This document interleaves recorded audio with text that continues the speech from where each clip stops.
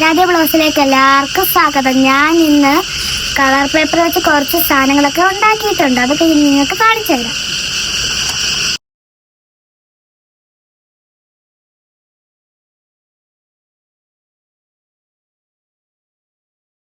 ഞാൻ ഉണ്ടാക്കിയ സാധനം ഇതിനൊക്കെ പേര് പറഞ്ഞു തരുന്നത്.